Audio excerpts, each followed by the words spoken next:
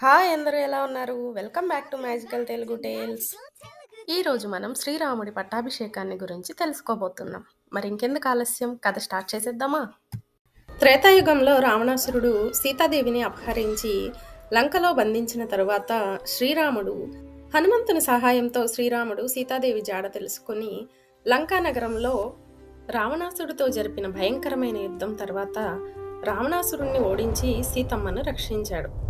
శ్రీరాముడు రావణాసురుణ్ణి జయించి సీతమ్మను తిరిగి పొందినందుకు హనుమ ఎంతగానో సంతోషపడి తన వానరసేనతో కలిసి సంబరపడిపోయారు.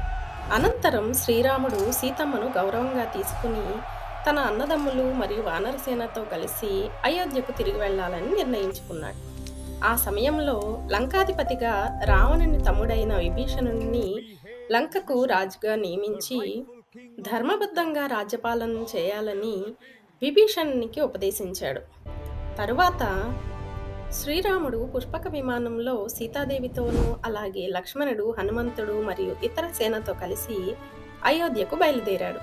ఇక అయోధ్యలో భరతుడు శ్రీరాముని పాదుకలను సింహాసనంపై ఉంచి రాజ్యాన్ని పాలిస్తూ శ్రీరాముని కోసం ఎదురు చూస్తూ ఉన్నాడు.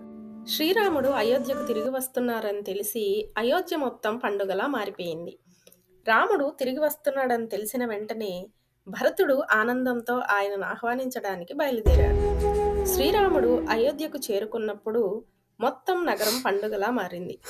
రాముడు అయోధ్యకు చేరుకున్న వెంటనే భరతుడు ఆనందంతో పరిగెత్తుకుని వచ్చి ఆయనను ఆలింగనం చేసుకున్నారు. ఆ క్షణం ఎంతో భావోద్వేగంగా మారింది.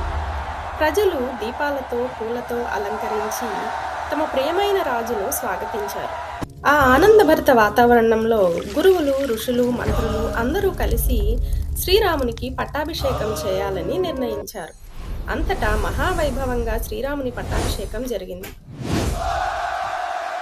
ఈ విధంగా శ్రీరాముడు ధర్మబద్ధంగా, న్యాయంతో రాజ్యాన్ని పరిపాలించాడు.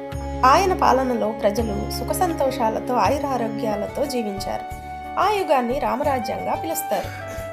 ఈ కథ మీ అందరికీ నచ్చింది కదూ? ఇలాంటి మరిన్ని కథల కోసం మన మ్యాజికల్ తెలుగు టేల్స్ ఛానల్ని లైక్ చేయండి, షేర్ చేయండి అండ్ సబ్స్క్రైబ్ చేయండి.